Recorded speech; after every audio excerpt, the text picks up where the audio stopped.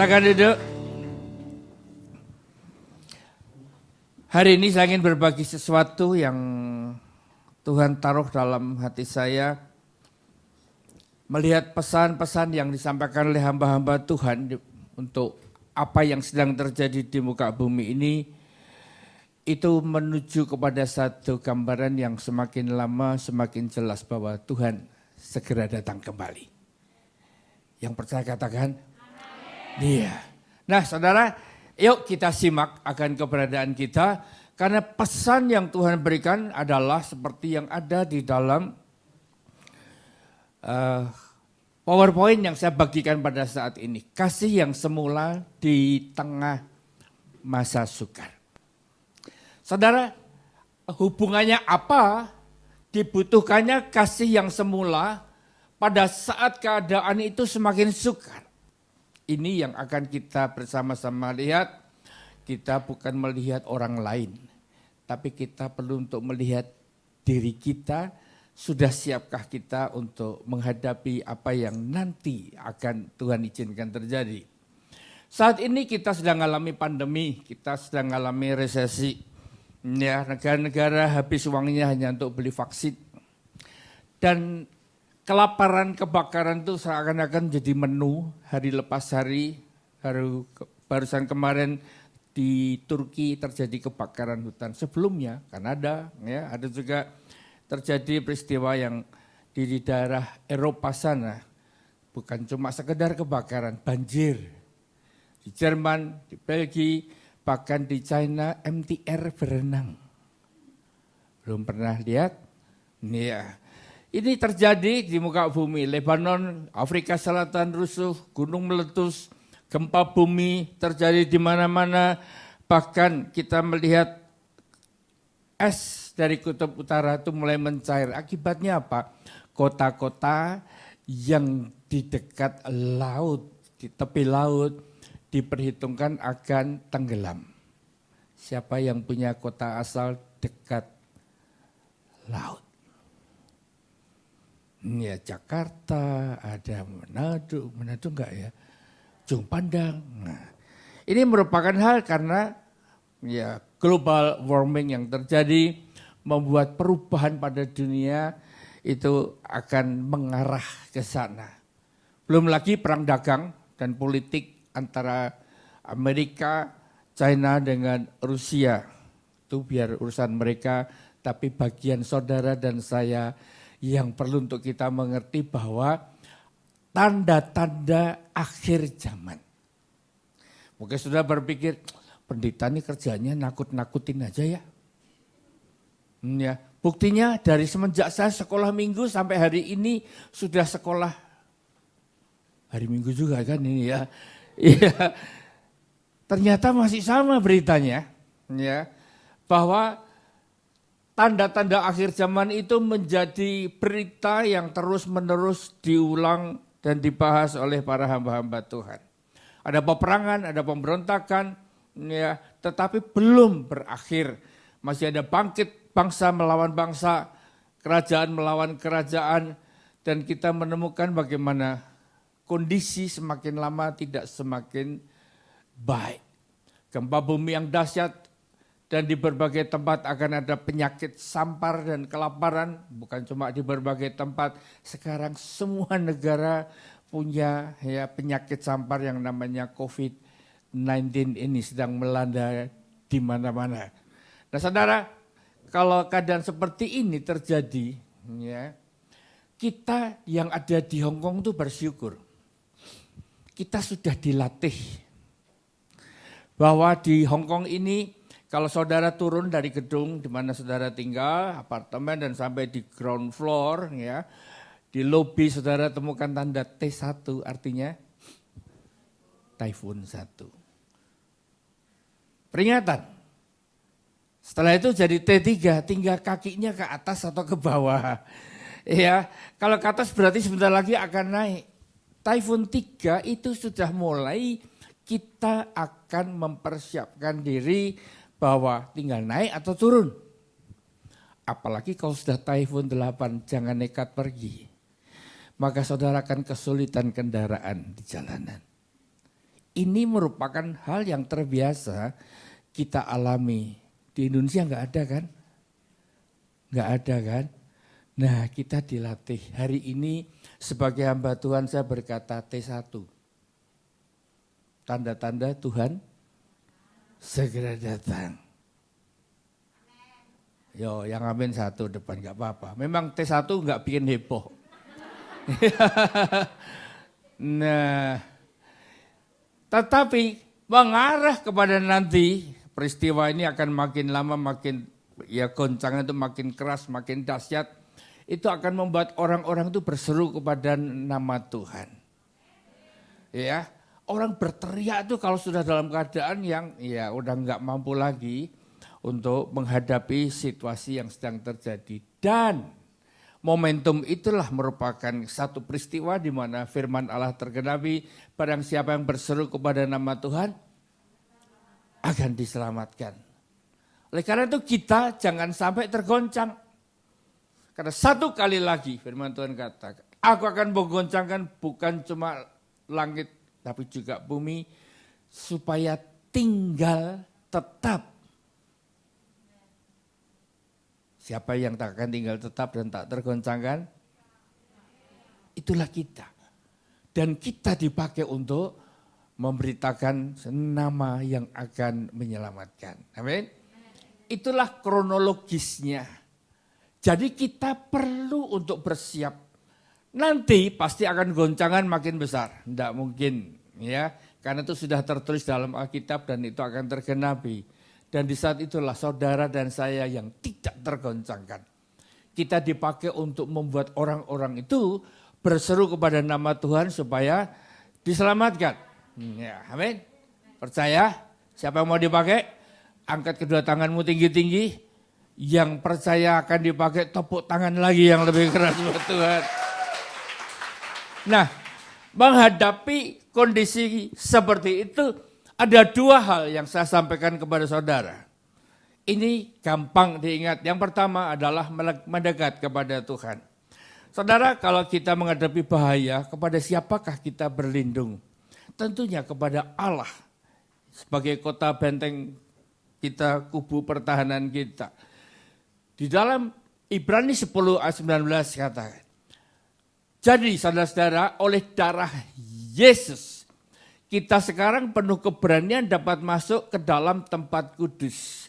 Artinya dengan kita memberikan pengakuan kepada pengorbanan Yesus di atas Kalvari, saudara dan saya mendapatkan hak untuk bisa bertemu dengan Allah di tempat yang kudus. Ya. Ini merupakan hal yang tertulis dalam Alkitab yang perlu menjadi pegangan kita. Saat kita mengakui pengorbanan Yesus, kita akan bisa merasakan lawatan akan Tuhan dalam kehidupan kita hari lepas hari. Itulah tempat yang aman, tempat perlindungan kita. Ya. Allah yang maha tinggi, seperti yang tertulis dalam Mazmur 91. Jadi mendekat kepada Tuhan, ya, merupakan hal yang perlu untuk kita nih mengambil langkah. Disitulah tempat perlindungan kita. Tetapi hal yang ketiga yang saya bagikan di sini adalah dengan mengucap syukur.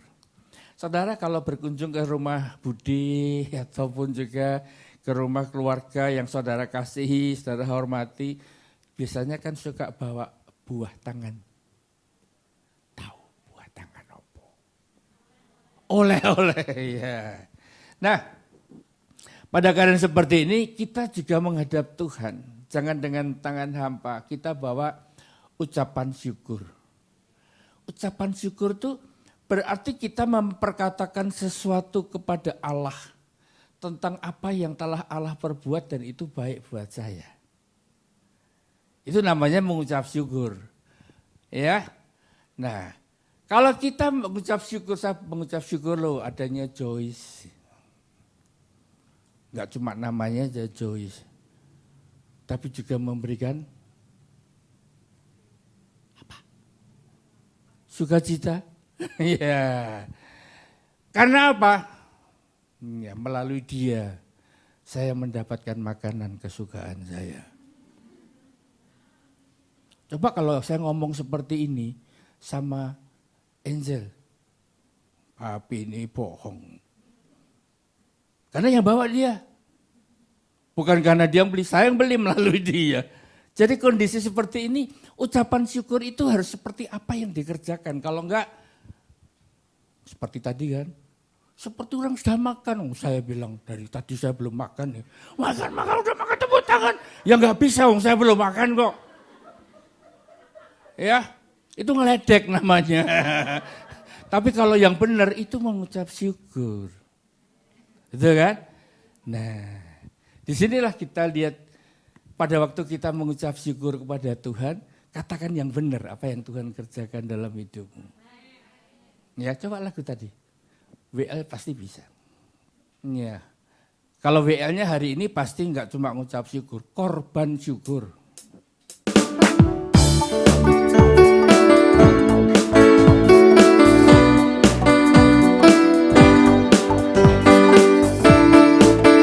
Tiap lembar hidup kami diwarnai dengan kasih Yesus. Hidup jadi penuh warna karena Kau selalu di sisiku. Yang main keyboard aja bisa berdiri, yang sana cuma duduk-duduk aja. Gak nyambung. Saudara mengucap syukur buat Tuhan. Betul? Bangkit berdiri dengan penuh semangat, penuh gairah. Seperti orang sudah makan. Walaupun belum. Ya. Tiap lembar hidup kami diwarnai dengan kasih Yesus. Hidup jadi penuh warna karena Kau selalu di sisiku.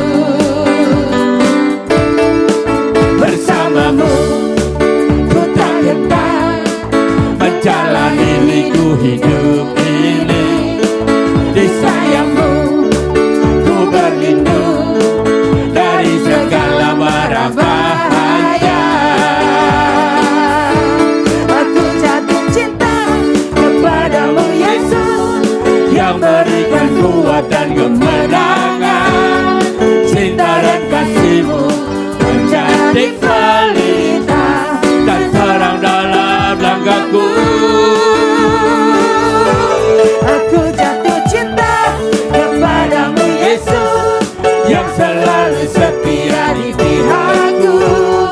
Di dalam tangan-Mu ku serahkan hidupku, saat ini dan selamanya. Saat ini dan selamanya. Saat ini dan selamanya.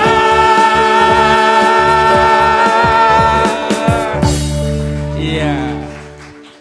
Silakan duduk. Kalau more kita nggak selesai ibadahnya nanti. Ya. Korden aja sampai terbuka. Saking sukacitanya.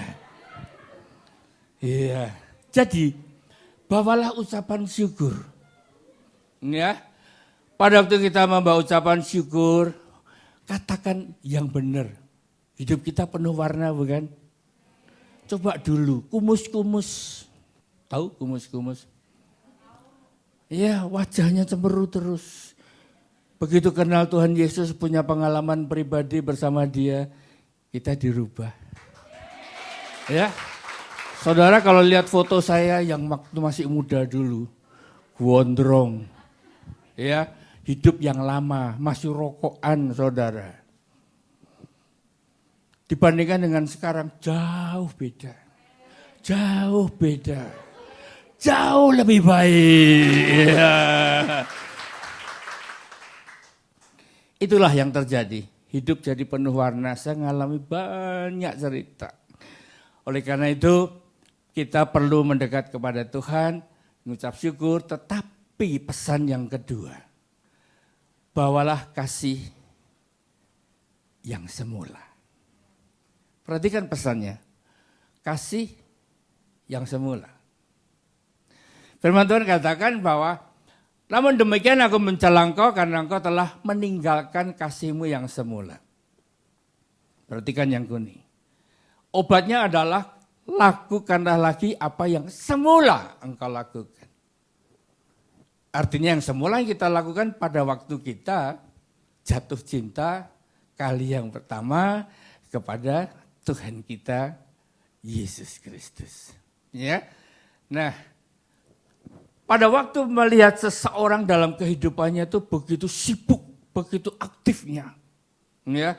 Kadang-kadang pernah saudara ketemu pelayan Tuhan berkata gini, waduh sorry, gak ada waktu saya, sibuk banget. Oh dari pagi sampai terus sampai malam, gak istirahat. Apakah itu tanda bahwa dia mengasihi Tuhan dengan kasih semula? Belum tentu saudara. Ya. Karena apa? Karena kalau kelihatannya rajin, ya, kelihatannya dia begitu sibuk, tekun, sabar, bahkan hujan pun juga dilewati, basah kuyup, melayani Tuhan, ya, bahkan mau menderita dalam melayani, gara-gara terlambat, bayar taksi lebih mahal daripada naik bis. Perlu diketahui, kasih mula-mula bukan seperti itu. Karena yang seperti itu bisa karena kewajiban. Atau karena ada motivasi yang lain. Wah, aku mau WL kok, enggak mau terlambat. Itu nanti temanku yang dulu sak PT mau datang kok ngeliat aku. Nah, kalau model gitu kan jadi ya kelihatan kan motivasinya apa. Ya, aku mau wisuda kok. Saudara, banyak alasan. Yang tahu persis kasih mula-mula itu sesungguhnya diri kita sendiri bersama dengan Tuhan. Kasih yang semula adalah kasih yang kita miliki pada waktu baru bertobat, lahir baru. Saya mulai mengenal Tuhan secara pribadi itu tahun 83. Sudah lahir? Siapa yang belum lahir? 83, ya. Dengar aja ya nak ya. Ya, ini kakek cerita.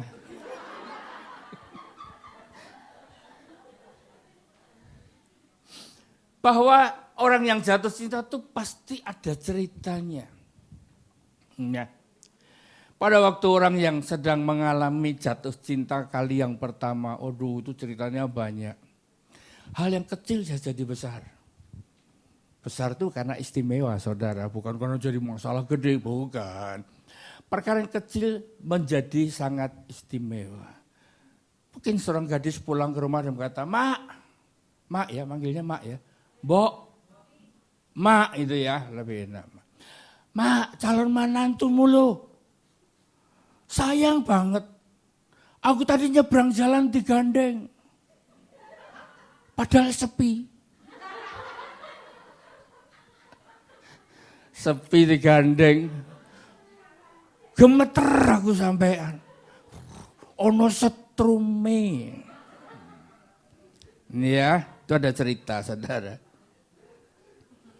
Ya jangan ketawa, ini kelihatannya yang ketawa yang ngalami ini ya. Enggak apa-apa.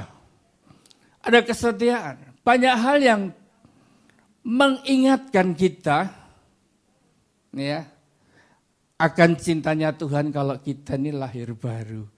Seperti kasih yang semula itu. Saudara, saya diingatkan Tuhan pada waktu pergi ke Taiwan. Siapa yang ikut? Ya, waktu itu ada satu taman yang luas. Apa yang saudara ingat?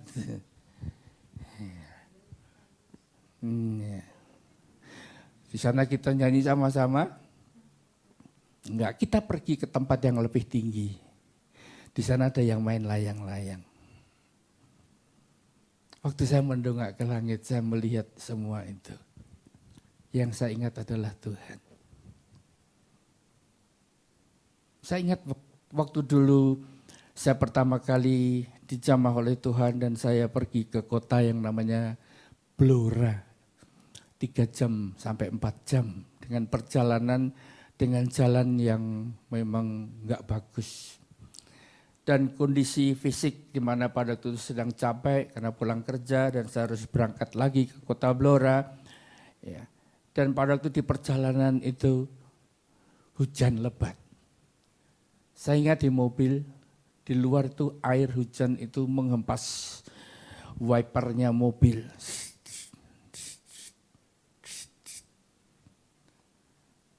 Dan saya berkata sama Tuhan, Tuhan, aku sesungguhnya berangkat ini dalam keadaan capek banget.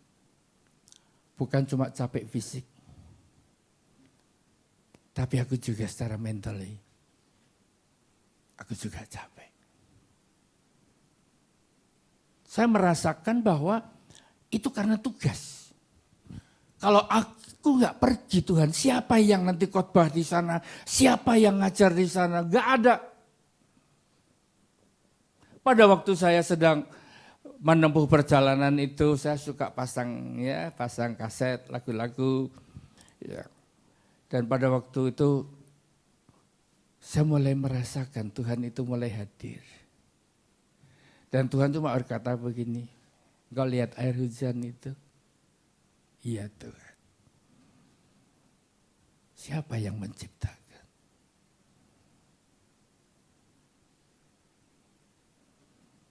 Dan pada waktu saya berkomunikasi dengan Tuhan seperti itu, saya mulai merasakan Tuhan sedang menyatakan dirinya. Dan saya berkata, engkau Tuhan, sudah berapa kali engkau pergi ke sana? Aku enggak bisa ngitung lagi Tuhan.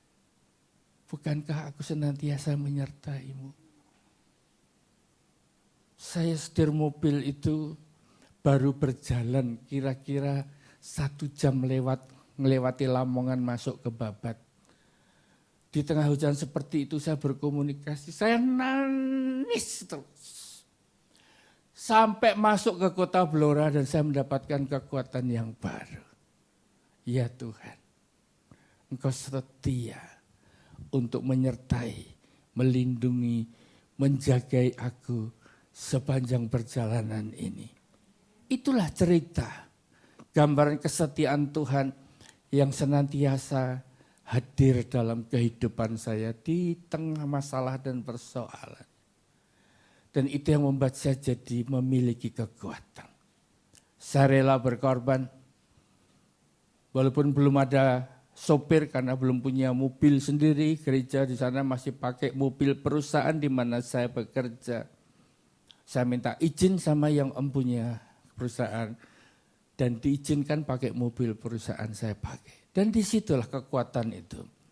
Waktu, tenaga yang saya berikan, bahkan materi pun saya juga enggak hitung-hitungan lagi sama Tuhan. Ini kondisi saya pada waktu baru bertobat, lahir baru. Ya. Dan ini membuat hidup saya benar-benar memiliki integritas seperti yang Tuhan kehendaki. Saya rela melakukan segala sesuatunya karena saya melakukan itu adalah buat Tuhan. Ya. Nah, keadaan seperti itulah yang sedang terjadi dalam kehidupan saya. Pada waktu beberapa hari yang lalu saya mendapatkan video klip ini. Waktu saya mendapatkan video klip ini,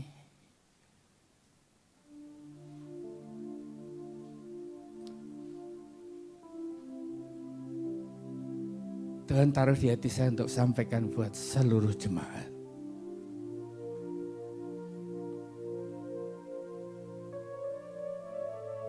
Ceritakan apa yang kau alami. Bagaimana saya selalu berkomunikasi dengan Tuhan dan pada waktu saya merasakan kasih-Nya Tuhan, air mata itu selalu mengalir.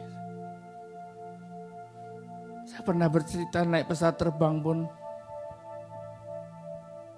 pada waktu saya di dalam pesawat, waktu masih dalam keadaan normal, kalau Tuhan ingatkan akan kasih-Nya, air mata saya bisa mengalir.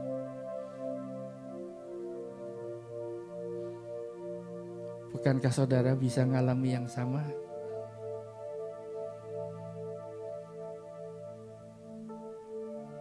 Saya lihat video ini. Di situ Tuhan dengan jelas dia berbicara. Seorang ibu yang jual air tebu. Yuk kita simak sebentar. Supaya saudara nangkap dan mengerti apa yang sedang terjadi.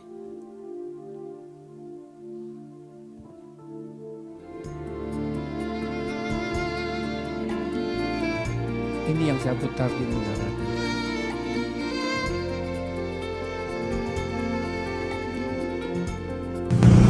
Berapa, Bu? 5.000. 5.000. Berapa tuh 5.000? Iya. Jangan 5.000 tuh ya. Berapa? 100.000 aja ya. 100.000. Jangan 100.000, 200.000 aja. Ya, 100.000 ya teh. Oh 200.000. Berapa sih? Udah 300.000 aja ya. 400 lah ya, 100.000 ya. Enggak. Yaudah. Nih, 500.000 aja. Bener Pak. Iya. Terima kasih ya Bu. Iya. Pak. Ya, udah, makasih ya. Makasih ya teh.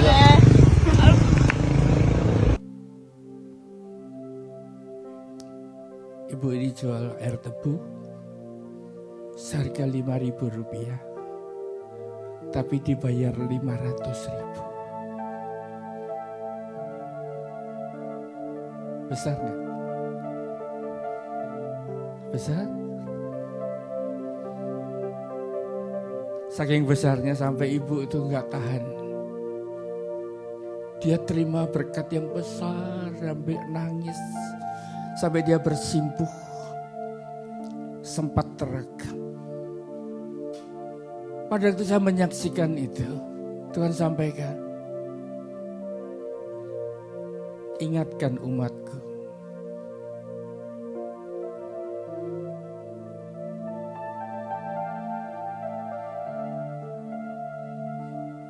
Saya coba lihat diri saya sendiri. Di awal mula saya cinta Tuhan, saya akan menerima kasih karunia Tuhan itu seperti penjual air tebu Rp5.000 dibayar Rp500.000.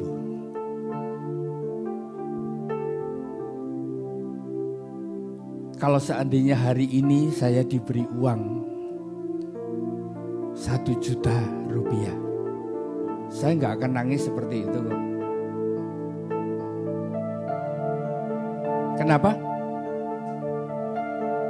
Saya sudah punya banyak. Betul? Saya yakin saudara juga sama kok.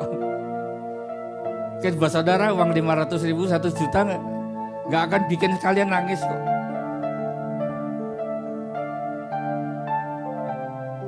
Begitu pula kita sebagai orang percaya. Saat kita ditebus oleh Tuhan, Dia mati di atas kayu salib untuk menebus siapa? Kita. Di saat seperti itulah air mata kita mengalir. Tuhan, makasih. Tetapi sekarang 19 tahun sudah kita lewati. Berkat daripada Tuhan itu berlimpah-limpah. Sehingga kasih karunia Tuhan atas keselamatan kita itu yang sudah kita miliki berlimpah-limpah. Membuat kita tidak tersentuh lagi. Kita tidak bersyukur lagi. Kita kehilangan kasih mula-mula. Sederhana. Dari jawaban pertanyaan saya ini akan menunjukkan sampai sejauh mana kita menjaga itu. Kapan terakhir air matamu mengalir, merasakan kasih sayangku padamu.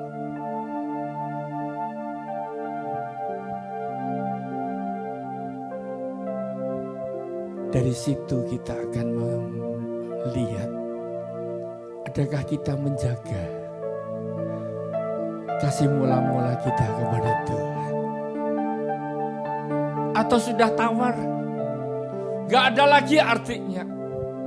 Merasa sudah biasa, itu hakku, itu bagianku, itu kepunyaanku. Dan tidak ada lagi sentuhan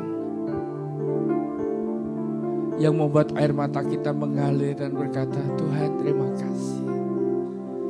Aku pagi ini bangun, bisa menghirup udara tanpa butuh oksigen seperti yang di Indonesia. Tuhan terima kasih. Aku mendapatkan kekuatan dan kesehatan. Sehingga hari ini Engkau bisa jadikan aku berkat untuk majikan, untuk anak yang kujaga. Itulah merupakan hubungan kita dengan Tuhan. Terus kita jaga, kita terima berkat dan kita mengucap syukur. Dan saya percaya saat Tuhan datang, apa yang kita bangun pada hari-hari ini, itu pasti akan menempatkan kita dalam satu posisi yang layak untuk menjadi warga kerajaan Allah. Atau masihkah kita ngomel, kita menggerutu, sementara saudara punya majikan yang mungkin agak susah dilayani, tapi yang lain sedang berdebar-debar menantikan waktunya visa habis. Ada yang ditolak harus kembali ke Indonesia sehingga lama nggak dapat, dan kita nggak pernah punya ucapan syukur. Tundukkan kepala sambil kita hampiri Tuhan. Buka mata hatiku untuk lihat kasih sayang-Mu yang begitu berharga dalam diriku.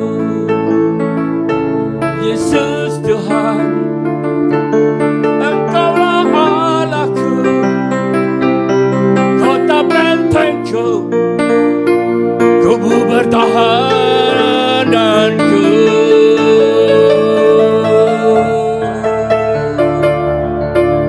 Kepadamu Tuhan aku berlindung.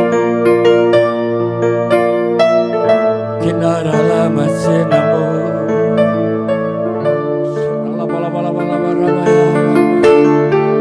Saudara yang saat ini datang dengan api cinta mula-mula yang sudah mulai redup, mulai pudar, minta Roh Kudus menyambar dengan apinya, sehingga kita kembali bernyala-nyala dengan angkat tanganmu kepada Tuhan.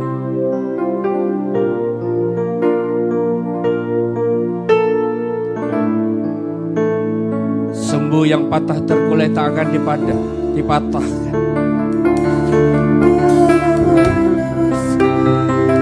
Sembuh yang pudar tak akan dipadamkan. Sambut kembali kasih karunia-Nya Tuhan. Yang angkat tangan bangkit berdiri. Kami bersyukur punya Allah seperti-Mu yang setia bersama kami.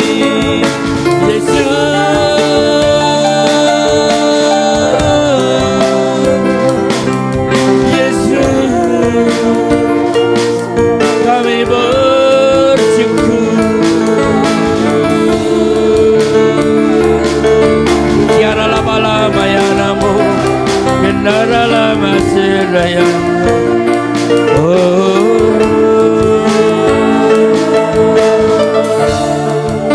Betapa disenangi tempat kediaman-Mu, Tuhan semesta alam. Jiwaku hancur karena merindukan pelataran-pelataran Tuhan.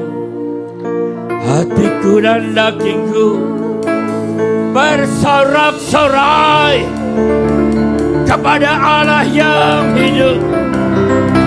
Bahkan burung pipit telah mendapat sebuah rumah, dan burung layang-layang sebuah sarang, tempat menaruh anak-anaknya. Pada mesbah-mesbah-Mu ya Tuhan, semesta alam, ya Allahku dan Rajaku. Berbahagialah orang-orang yang diam di rumah-Mu, yang terus-menerus memuji-muji Engkau. Berbahagialah manusia yang kekuatannya di dalam Engkau, yang berhasrat mengadakan ziarah apabila melintasi lembah Baka. Mereka membuatnya menjadi tempat yang bermata air. Bahkan hujan pada awal musim menyelubunginya dengan berkat. Mereka berjalan makin lama makin kuat, hendak menghadap Allah di Sion. Ya Tuhan Allah semesta, dengarkanlah doaku, pasanglah telinga, ya Allah ya